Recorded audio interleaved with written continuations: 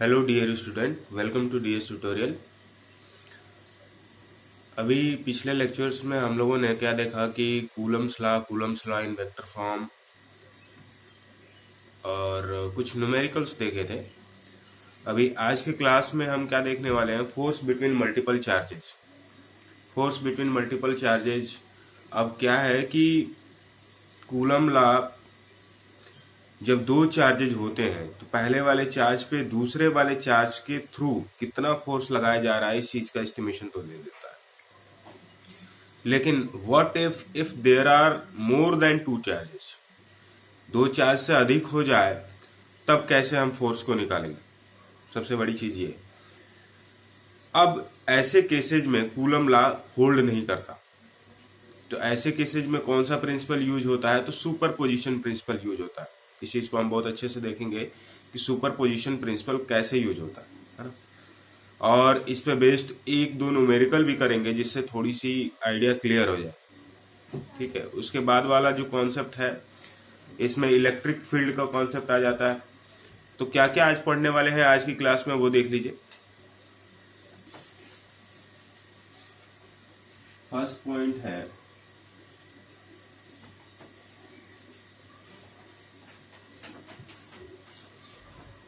Force between multiple charges. किसके through देखेंगे, तो सुपर पोजिशन प्रिंसिपल।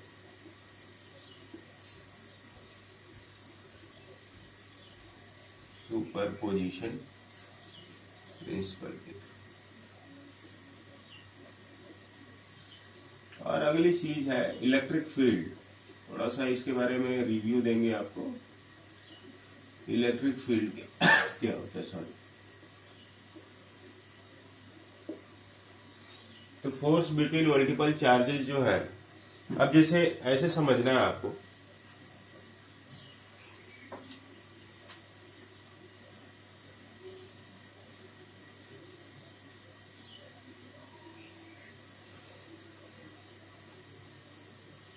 ये मान लीजिए Q1 चार्ज है, ठीक है। इधर वाला Q2 और इधर कहीं है Q3। और ये क्या है, ये है ओरिजिन को, यहां से इसको जोड़ा, यहां से इसको जोड़ा और यहां से इसको जोड़ा। अब यहाँ पे क्या है, ये पोजीशन वेक्टर के साथ है। जैसे ओरिजिन से पोजीशन वेक्टर R2 पर Q2 है, ओरिजिन से पोजीशन वेक्टर R3 पे Q3 है, और ओरिजिन से पोजीशन वेक्टर R1 पे Q1 है। ठीक है, इसमें कोई बड़ी बात तो नहीं है। अब इसको हम ऐसे दिखाते हैं।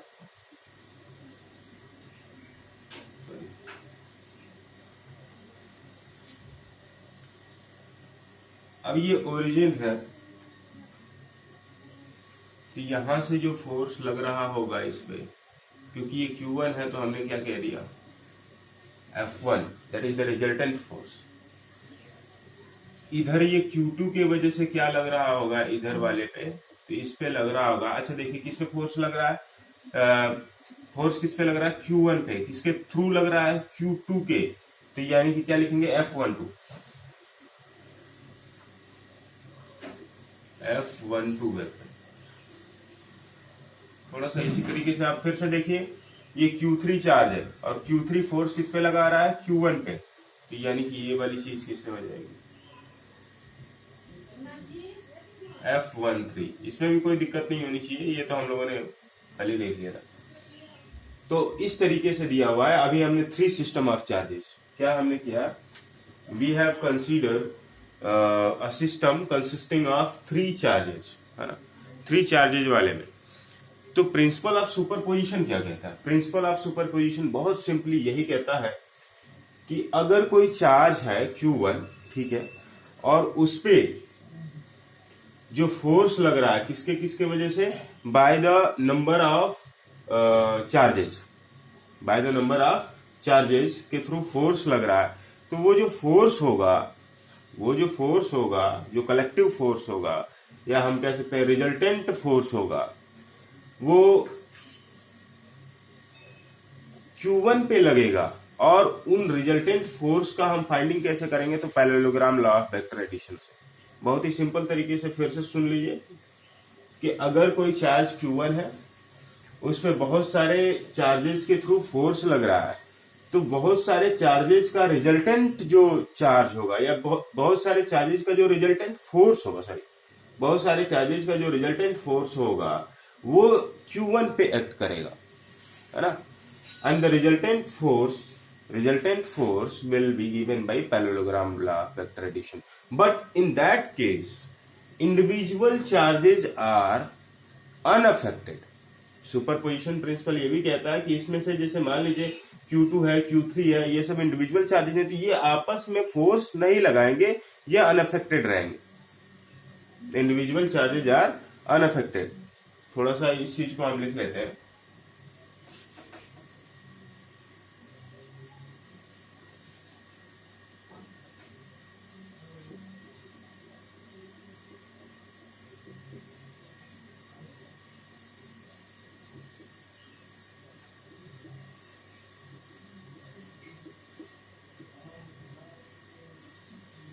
ठीक है,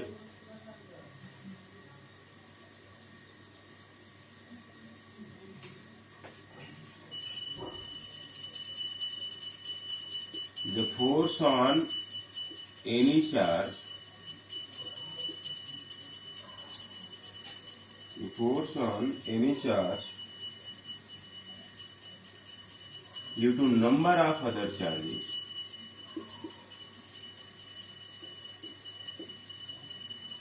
अरे हो गया भाई,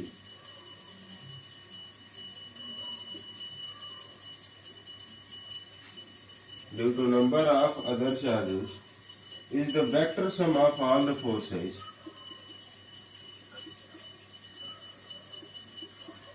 is the vector sum of all the charges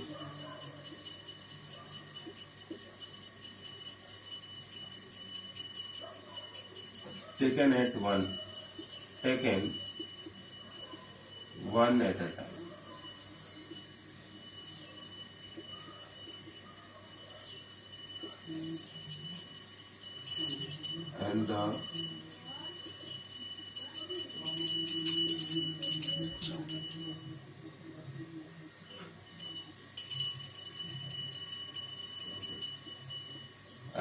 And the individual charges are unaffected.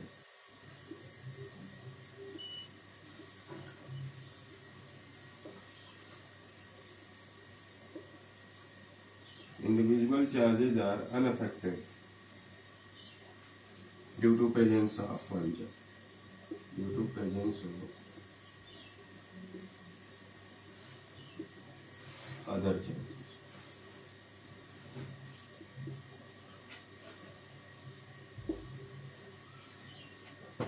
अब देख लीजिए इस चीज को। The force on any charge मतलब अभी हमने Q1 को लिया। The force on any charge due to number of other charges is vector sum of all the charges. Vector sum मतलब रिजल्टेंट की बात कर रहे हैं। Vector sum of all the charges taken one at a time and the individual charges are unaffected due to the presence of other charges. ठीक है, तो ये इंडिविजुअल चार्जेस जैसे Q2, Q3, Q4, अगर मान लीजिए कि n नंबर ऑफ चार्जेस हैं तो Q1 तक जाएगा। तो ये सारे के सारे चार्जेस जो कि Q1 पे फोर्स डाल रहे होंगे, उनसे उनका कोई मतलब अनअफेक्टेड रहेंगे, एक दूसरे पे फोर्स नहीं लगाएंगे, कह सकते हैं अनअफेक्टेड रहेंगे। वो सारा का सारा फोर्स किस पे? Q1 पे लगाएंगे। यही चीज बोल रहा है, the individual charges are unaffected due to presence of other charges। ठीक है, and this principle is called superposition, and this principle is called superposition principle।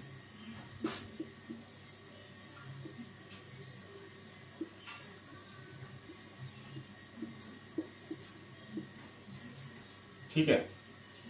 तो ये सुपरपोजिशन प्रिंसिपल के थ्रू देते हैं, यहाँ पे कूलम लॉ होल्ड नहीं करता। अब यहाँ पे थोड़ा सा देखते हैं। अब जैसे मान लीजिए सुपरपोजिशन प्रिंसिपल इस वाले प्रॉब्लम में लगा है, तो कैसे देखेंगे। सबसे पहली चीज कि यहाँ पे जो F1 होगा by parallelogram law of vector addition, आपको पता है F1 जो होगा वो किसके सम के बराबर होगा, F13 और F12 के बराबर।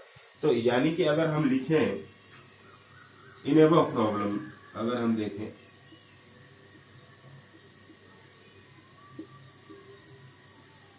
थोड़ा सा देखिए, तो जो F1 वेक्टर होगा, वेक्टर F1 इसके बराबर होगा vector F12 plus vector F13।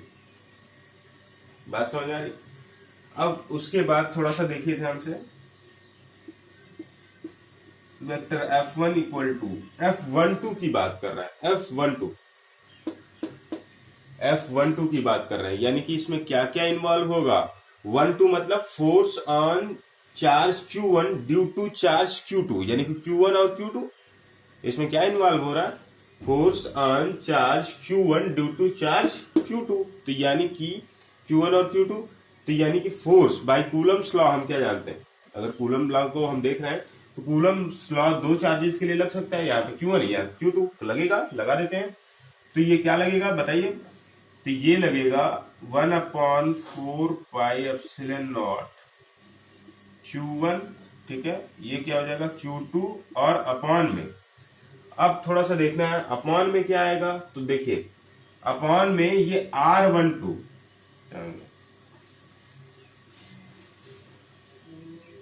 यहां पे क्या है, ये चीज आएगी R12, ठीक है, ये वाली चीज क्या आ जाएगी R13, है ना।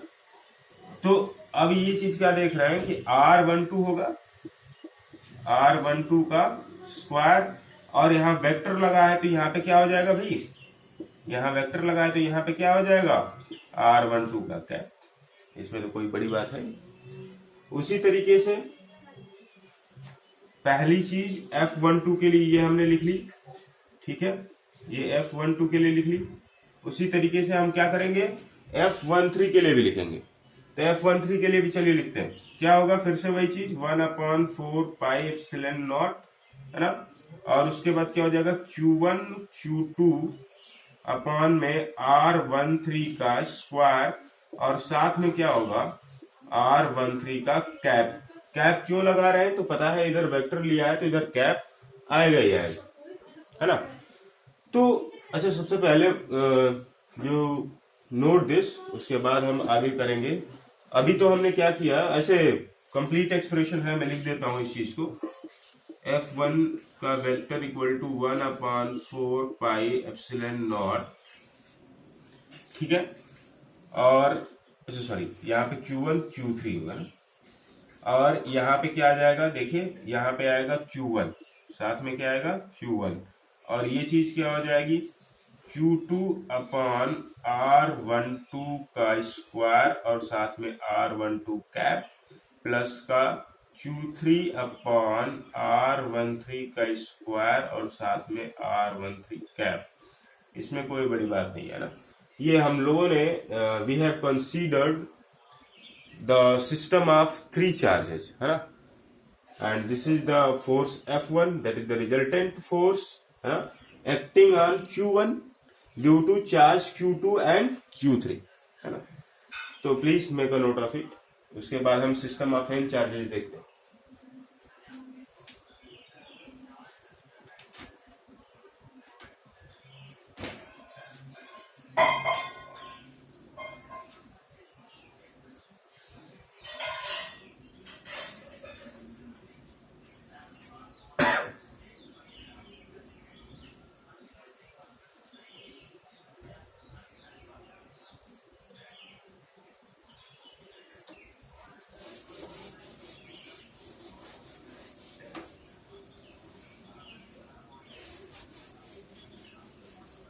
अभी मेन एक्सप्रेशन को मैं लिख देता हूँ, यहाँ पे छोड़ देता हूँ, जिससे रिलेट करने में मदद आपको मिले।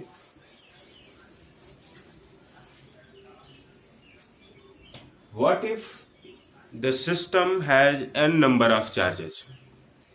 If there are n number of charges, then superposition principle is the only principle by which we can estimate the resultant force on charge Q1 or Q2 or Q3 or any individual charges due to the rest of charges. तो यहाँ पे देखिए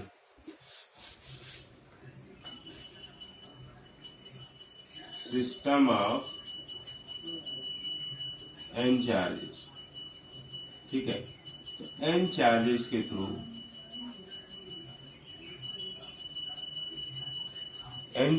के through जो हम अब देख रहे हैं, तो कैसे देखेंगे, देखिए अब सबसे पहला नंबर, अभी हमने कहा कि there are n number of charges, तो यानी कि जो F1 आएगा, वेक्टर F1 होगा, वो किसके बराबर होगा, F12 प्लस किसके सम के बराबर होगा, तो vector sum of F13 plus F14 plus F15 plus F16 और ऐसे करते करते कहाँ तक जाएगा भाई, F1 है कि नहीं। तो इस चीज में कोई टेंशन नहीं है कि नहीं। तो F1 equal to F12 plus F13 plus F14 plus F15 plus F16 और ऐसे जाते जाते F1n पे जाएगा, ठीक है। तो अब देखिए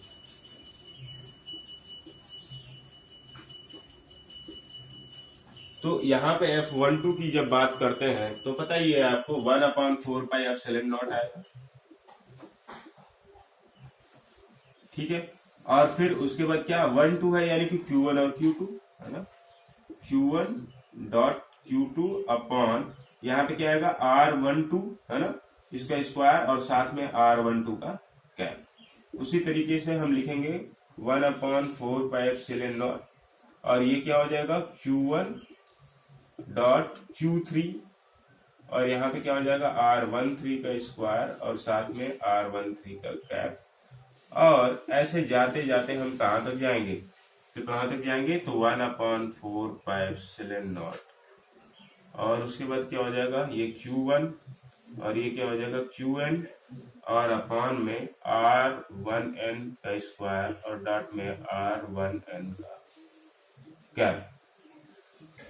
तो यहाँ पे क्या हो जाएगा F1 इक्वल टू, अब यहाँ पे देखिए यहाँ पे Q1 यहाँ पे Q1 यहाँ पे Q1 यानी कि Q1 तो हर जगह है, तो कॉमन लेते हैं Q1 अपॉन में 4 पाई एप्सिलॉन नॉट और यहाँ पे क्या आ जाएगा भाई, देखिए फिर से, तो ये चीज आ जाएगी Q2 Q3 Q4 ऐसे करके जाएगा।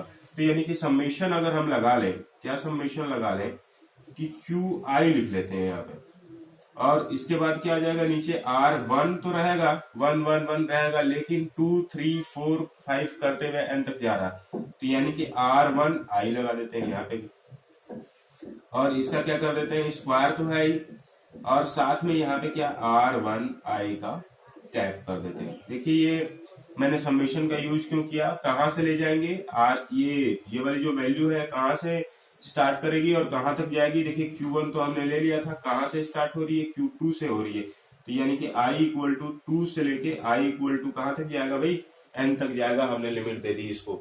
तो वेक्टर F1 इक्वल टू क्या हो जाएगा Q1/4 pi epsilon naught bracket में summation of I equal to 2 से I इक्वल टू n तक QI अपॉन R1I का स्क्वायर और डॉट में R1I का कैप। तो ये है सिस्टम ऑफ n चार्जेस का एक्सप्रेशन, ठीक है, इसको नोट कर लीजिए।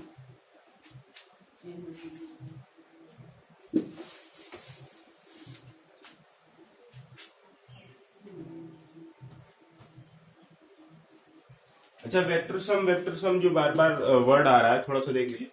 वेक्टर सम किससे हम निकालेंगे, तो वेक्टर सम जो है parallelogram law of vector addition से निकालेंगे। अच्छा आप लोगों को अगर parallelogram law of vector addition में कोई प्रॉब्लम हो तो हमें बता देना, इसके लिए एक अलग से वीडियो बना के डाल दिया जाएगा जिससे आपका कंफ्यूजन खत्म हो जाएगा। तो parallelogram law of vector addition,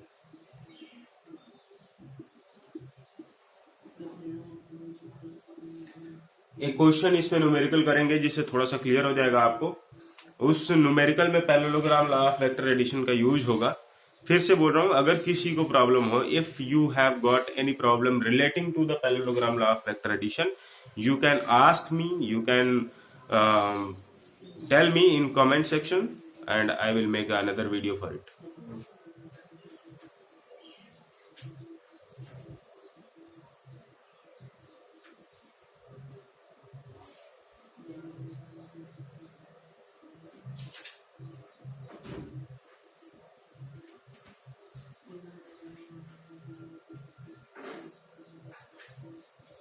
Okay.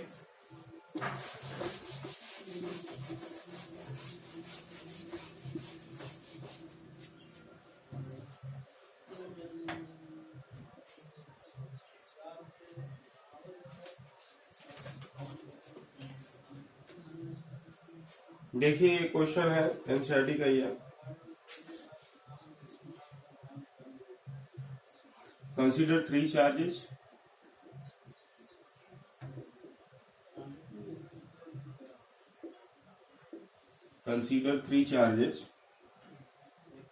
Q1 Q2 Q3 Q1 Q2 Q3, ठीक है, each equal to Q, each equal to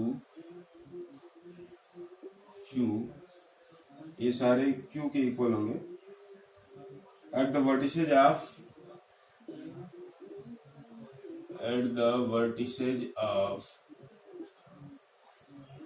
equilateral triangle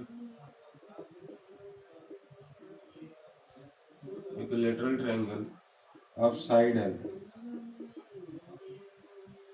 L। फिर पूछा क्या भाई इसने, ये पूछा what is the force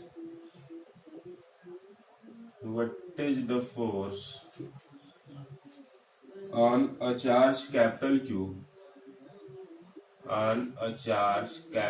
Q, ठीक है, placed at centroid of a triangle। देखिए बढ़िया क्वेश्चन भी, placed at centroid of a triangle। ये एग्जाम्पल का क्वेश्चन है। अभी हम लोग एक्सरसाइज का भी क्वेश्चन करेंगे जब एक बार चैप्टर एंड हो जाए, ठीक है।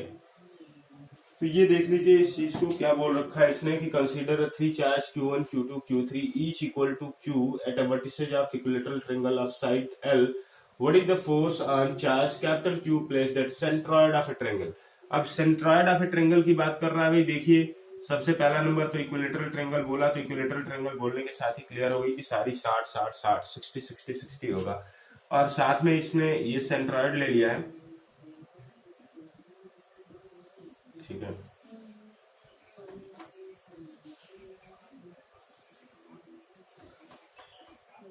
इस तरीके से लिया हुआ, यहाँ पे कौन सा चार्ज रखा हुआ, कैपिटल Q, यहाँ पे Q1 मान लीजिए रख दिया, तो Q1 इक्वल टू भी Q बोला, Q2 इक्वल टू भी Q बोला, और Q3 इक्वल टू भी Q बोला, है कि नहीं। और उसके बाद पूछ क्या रहा है भाई, थोड़ा सा समझना है इस चीज को। पूछ रहा है कि इस चार्ज यहाँ पे जो चार्ज कैपिटल Q रखा हुआ है, तो ये सेंट्रॉयड है, तो इस सेंट्रॉयड पे रिजल्टिंग फोर्स कितना लगेगा, Q1 के थ्रू, Q2 के थ्रू और Q3 के थ्रू। बात समझ आ रही। तो अब थोड़ा सा समझना है इस बात को। अगर ये Q3 फोर्स लगाएगा तो किधर की तरफ लगाएगा, इधर, है ना। अगर ये Q2 फोर्स लगाएगा तो किधर की तरफ, इधर। अगर ये Q1 फोर्स लगाएगा किधर की तरफ, इधर। यानी कि इधर अगर F1 माने, इधर हम F2 माने, और इधर हम F3 माने। बात समझ आए। यही तो होगा।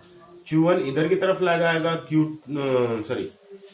उल्टा लिख दिया, Q2 इधर की तरफ लगाएगा तो F2 हो गया, और Q3 इधर की तरफ लगाएगा तो F3 हो गया, है ना।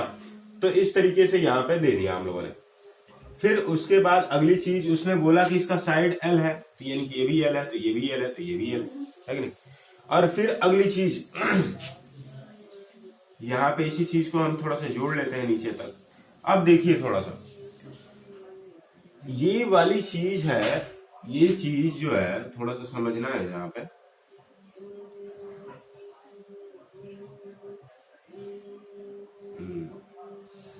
किसी ए बी सी ले लिया और इसको ले लिया D। हाँ अब ठीक है, अब नेमिंग कर लिए, ABCD कर लिया यहाँ पे। अब उसके बाद हमें क्या करना है कि सबसे पहला नंबर AC की वैल्यू निकाल। अब जब AC की वैल्यू अगर हम देखते हैं या अच्छा इस ट्रायंगल में ही देख लो, इन ट्रायंगल किसमें, ADC में देखते हैं, ADC। जब ADC में देखते हैं तो क्या मिल रहा है भाई हमें, या ACD बोल सकते हैं, ACD। इन ट्रायंगल ACD में देखते हैं तो क्या मिलता है भाई हमें, तो ये आपको पता है कि ये कितना डिग्री है, 60 डिग्री है। मैंने बोला था ये इक्विलैटरल, तो ये भी 60, तो ये भी 60। अब ये 60 डिग्री है, तो अगर हम, अभी ये परपेंडिकुलर है, ये बेस है, और ये क्या हाइपोटेन्यूज है। तो यहां पे सबसे पहला नंबर, अगर हम cos 60 की बात करें, ठीक है, नहीं sin 60 है ना, रिलेट करेगा। sin 60 इक्वल टू क्या हो जाएगा, परपेंडिकुलर अपॉन हाइपोटेन्यूज। तो परपेंडिकुलर क्या हो जाएगा, AD, और हाइपोटेन्यूज क्या हो जाएगा, AC का मतलब हो जाएगा L।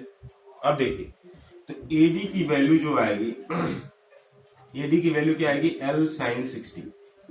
क्या आएगा भाई, L sin 60। तो ये हो जाएगा L, और sin 60 की वैल्यू क्या हो जाएगी, √3/2, है ना। तो यानी कि हमारा यहाँ से आंसर क्या आ रहा है, √3L/2। इसमें कोई बड़ी बात नहीं है कि नहीं। फिर अगली चीज आपको पता है, distance of centroid from the vertex, है ना, और फ्रॉम द अदर साइड। अब थोड़ा सा ये चीज मैं बता देता हूं, आपको याद रखना है, हमेशा याद रखना है, ये कभी बदलेगा नहीं। जैसे मान लीजिए ये सेंट्रॉइड है, तो सेंट्रॉइड जो वर्टेक्स से दूरी होती है 2/3 की, और इधर से कितनी होगी, 1/3। तो हमें उस ऊपर वाले से मतलब है, अभी देखते हैं। तो क्या हो जाएगा, 2/3 से, है ना। तो हर जगह वही चीज लगेगा, क्योंकि लेंथ तो सेम है ना। तो 2/3L पे आएगा, ये क्या आएगा अभी, 2/3 AD। L नहीं बोलेंगे, क्या बोलेंगे, 2/3 AD पे आएगा ये। तो 2/3 AD पे आएगा, क्योंकि साइड सेम है, तो ये वाली कंडीशन हर जगह अप्लाई होगी, AD ही रहेगा। AD की ही मेजरमेंट, अगर मान लीजिए कि यहां से हमने वर्टेक्स खींचा तो AD, यहां से भी खींचता तो AD के बराबर ही मेजरमेंट, यहां से खींचता तो भी AD के बराबर ही मेजरमेंट, क्योंकि इक्विलैटरल ट्रायंगल है, तो चीजें बदलने वाली नहीं है।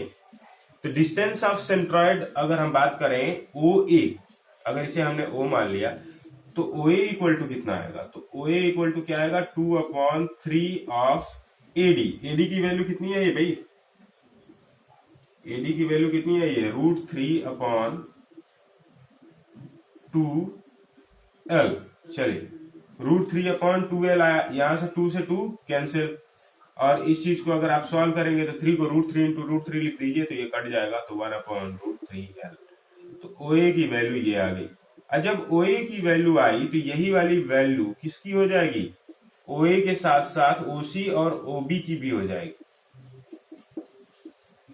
OA के साथ साथ OC और OB की भी हो जाएगी। Please make a note of it, उसके बाद हम बताते हैं आगे।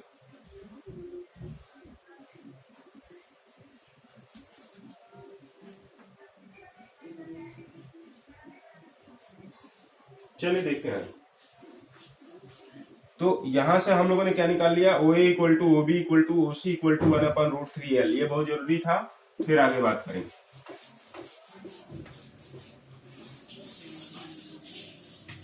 अब क्या करना है, सबसे पहला नंबर, अब हमें फोर्स F1 निकाले, F2 निकाले, F3 निकाले, है ना।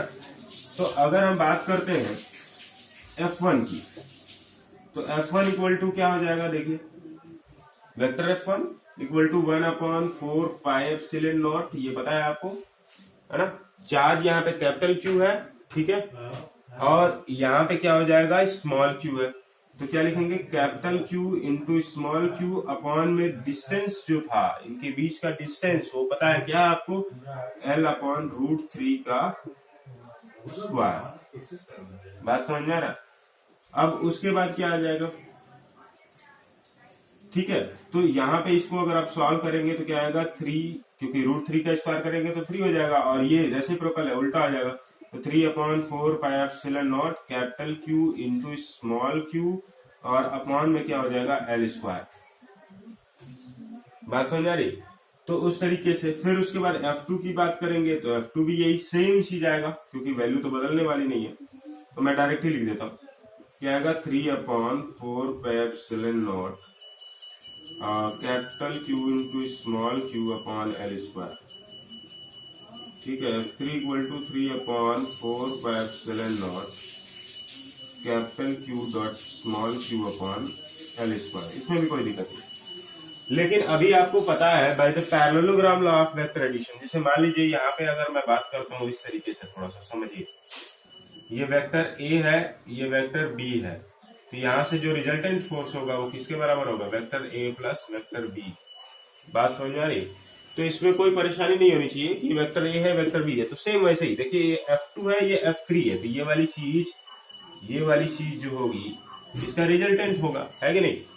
रिजल्टेंट फोर्स ऑफ F2 और F3 जो होगा ये ऐसे ही जाएगा, पक्का है इसमें, है ना। और वो किसके, F3 प्लस F2 के बराबर होगा। तो यानी कि अब हम बात करते हैं रिजल्टेंट फोर्स की, तो रिजल्टेंट फोर्स भी क्या आ जाएगा, 3/4 pi epsilon naught capital Q dot small Q upon L square, that is the resultant sum. ये क्या है, resultant force of F2 and F3। अब थोड़ा सा ध्यान देना है आपको कि एक ही लीनियर लाइन पे एक फोर्स ऊपर की तरफ और एक फोर्स नीचे की तरफ जा रहा है ना।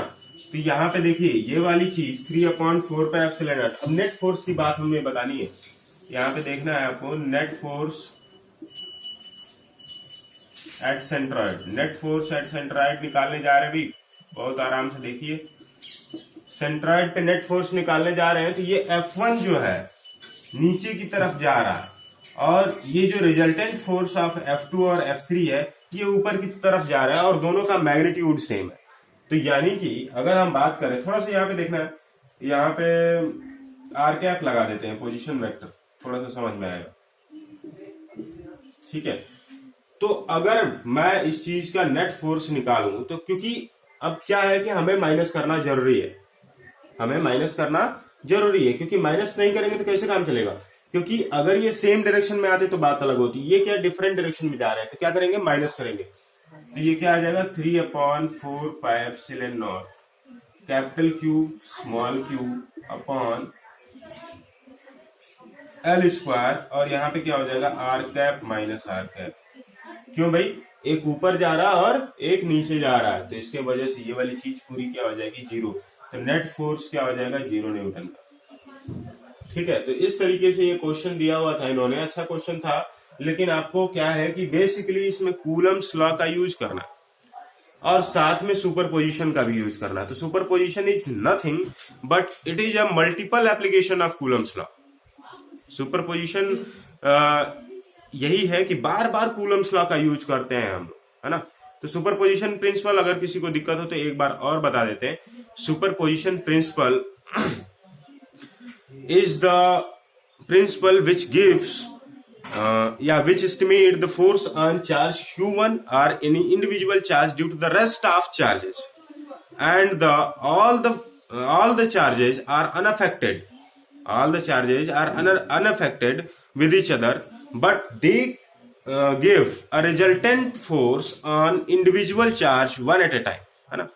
तो यहाँ पे ये सारी चीजें क्लियर हो गई होगी। जहां तक ये वाला न्यूमेरिकल था, इस चीज से आप थोड़ा और क्लियर कर सकते हैं इस चीज को। अगर parallelogram law of vector addition में कोई दिक्कत हो तो फिर से बताना।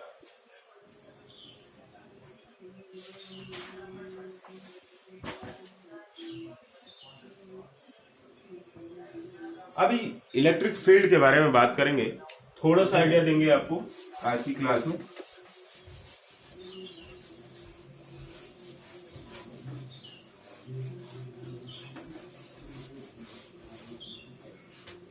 इलेक्ट्रिक फील्ड ना, इलेक्ट्रिक फील्ड के बारे में बात करने जा रहे हैं। ये फील्ड आया वर्ड कहां से, FIELD से। ये फील्ड का कॉन्सेप्ट आया कैसे, सबसे पहले नंबर तो ये समझना। जैसे मान लीजिए, एक नॉर्मली मान लीजिए यहाँ पे चार्ज Q1 है, ठीक है भाई, चार्ज Q1 है, और यहाँ पे चार्ज Q2। इन दोनों के बीच कोई भी इलेक्ट्रोस्टैटिक फोर्स लग सकता है, चाहे वो रिपल्सिव नेचर का हो, अट्रैक्टिव नेचर का हो, इससे कोई हमें लेना देना नहीं है। लेकिन force, there is the existence of force. लेकिन अगर मान लीजिए कि यहां से मैं चार्ज Q2 को हटा दूं, यहां से अगर मैं चार्ज Q2 को हटा दूं तो क्या यहां पे कुछ भी नहीं लग रहा होगा? कुछ तो होगा। ये जो चार्ज Q1 फोर्स लगा रहा था Q2 पे, अगर हमने चार्ज Q2 को हटा दिया, चार्ज Q2 को हटा दिया तो यहाँ पे कुछ नहीं लग रहा होगा क्या? ये तो वही वाली बात हो गई, हमने भूत नहीं देखा तो भूत होता नहीं, है ना। तो इसी तरीके से समझो आप इस बात को कि ये Q1 है, इसने अपनी एक फील्ड बनाई होगी। There is the concept of field, कि इतने एरिया में कहीं भी कोई टेस्ट चार्ज आ जाए तो उसके ऊपर ये क्या करेगा? फोर्स लगाएगा। तो इसके ऊपर क्या करेगा? ये फोर्स लगाएगा। तो इलेक्ट्रिक फील्ड का कॉन्सेप्ट ऐसे ही है। अब इसीलिए जैसे अब यहाँ पे कैपिटल Q ले लेते हैं, जो कि सोर्स चार्ज जाना जाता है। इसमें सोर्स चार्ज मतलब जो चार्ज प्रोड्यूस कर रहा है एक पॉइंट पे, और उसके बाउंड्री के अंदर जो भी चार्ज आए जिसे हम मूव करा सकते हैं, है ना, अकॉर्डिंग टू अवर ईज, तो उस चीज को हम क्या बोलते हैं भाई? टेस्ट चार्ज बोलते हैं। Q0 बोल दिया, टेस्ट चार्ज, है ना, टेस्ट चार्ज बोलते हैं। तो ये वाली चीज थोड़ा सा समझना था, बताना था आपको कि इलेक्ट्रिक फील्ड का मतलब क्या है कि the area, the field in which there is the influence of charge, there is the influence of charge due to which a force is applied on the test charge, है ना। तो सबसे पहला नंबर इलेक्ट्रिक फील्ड को कैसे दिखाते हैं, तो ये पोजीशन पे बहुत ज्यादा डिपेंडेंट है ना। जितना अमाउंट ऑफ चार्ज होगा उतना ही उसका फील्ड बड़ा होगा। तो पोजीशन वेक्टर इसमें बहुत ज्यादा डिसाइडिंग फैक्टर है, तो इसलिए हमने क्या ले लिया? ER। हालांकि अब क्या है कि जब फोर्स की बात करते हैं तो दो चार्ज का इन्वॉल्वमेंट, एटलीस्ट दो चार्ज का इन्वॉल्वमेंट, तभी तो फोर्स महसूस होगा। लेकिन जब हम फील्ड की बात कर रहे हैं तो there is the requirement of only one charge ना। तो वही चीज, सेम चीज रहेगी। क्या आएगा? 1/4 पे epsilon naught capital Q upon में R², अगर R इज द डिस्टेंस। और क्योंकि ये अब वेक्टर लगा रहे हैं तो यहाँ पे क्या आ जाएगा? कैप लग जाएगा, इसमें कोई बड़ी चीज नहीं। अब थोड़ा सा अगर हम देखें इस चीज को, अगर हम फोर्स के बारे में बात कर रहे थे तो फोर्स इक्वल टू क्या होता है? 1/4 पाई एप्सिलॉन नॉट, और क्या हो जाएगा? कैपिटल Q, अगर उसको टेस्ट चार्ज माना जाए तो Q0 अपॉन में क्या आ जाएगा? R², और ये क्या हो जाएगा? R का क्या है? तो अगर हम कंपेयर करें 1 और 2 को, देखिए ध्यान से, बाय कंपेयरिंग। अच्छा, एक चीज और बता दूं कि ये Q0 जो है, जो कि बहुत ही कम चार्ज होता है ना, नेग्लिजिबल चार्ज इनमें होता है। तो बाय कंपेयरिंग हम क्या देख सकते हैं? अगर हम देखेंगे तो यहां से आपको पता चलेगा कि देखिए इसमें सिर्फ किस चीज का कमी है? Q0 की, है ना। तो अगर हम इसी F में अगर Q0 का डिवाइड कर दें तो क्या बन जाएगा? E बन जाएगा कि नहीं बन जाएगा? तो उसी चीज को अगर हम देखें तो क्या लिख सकते हैं? Vector E equal to vector F upon Q0, है ना। बड़े आराम से लिख सकते हैं, vector E equal to vector F upon Q0। इसमें कोई बड़ी चीज नहीं है। और साथ में ये वाला चार्ज जो है बहुत छोटा है, इसलिए हमने क्या यहाँ पे लिमिट लगानी पड़ती है। सॉरी, यहाँ पे नहीं, यहाँ पे मैं इस चीज को लिख देता हूँ, limit of Q0 tends to 0, और ये वाली चीज क्या हो जाएगी? F अपॉन Q0, है कि नहीं। तो ये वाली चीजें हैं, इसके बारे में भी बात करेंगे भाई, है ना। अच्छा, सबसे पहला नंबर एक चीज है और है जो कि लास्ट में फाइनली अगर हम बात करें SI यूनिट, अगर हमें बात करना है इलेक्ट्रिक फील्ड की SI यूनिट, तो अब तो आप भी बता सकते हो बड़े आराम से। F का मतलब क्या होता है? न्यूटन। F का मतलब क्या होता है? न्यूटन। और Q का मतलब क्या होता है? पर कूलम। तो न्यूटन पर कूलम, ठीक है। तो ये रही आज की क्लास, जिसमें आपको force between multiple charges, superposition principle, उस पर बेस्ड न्यूमेरिकल्स और ये सारी चीजें आपको बता दी गई हैं, है ना। आप इस चीज को पढ़ें, सही तरीके से समझें, और वीडियो जब भी देखें आप प्लीज स्किप करके ना देखें, है ना। शांति से बैठ के अपने हाथ में कॉपी कलम लेके और पूरा अच्छे तरीके से नोट्स बनाते हुए देखें। सच में फिजिक्स एक इंटरेस्टिंग सब्जेक्ट है और आपको बहुत ही अच्छा लगेगा। Thank you very much for watching this video. If you are watching this video on YouTube platform, then you can like, subscribe and share in order to keep us motivated and forces us to work in much passionate way. Thank you very much.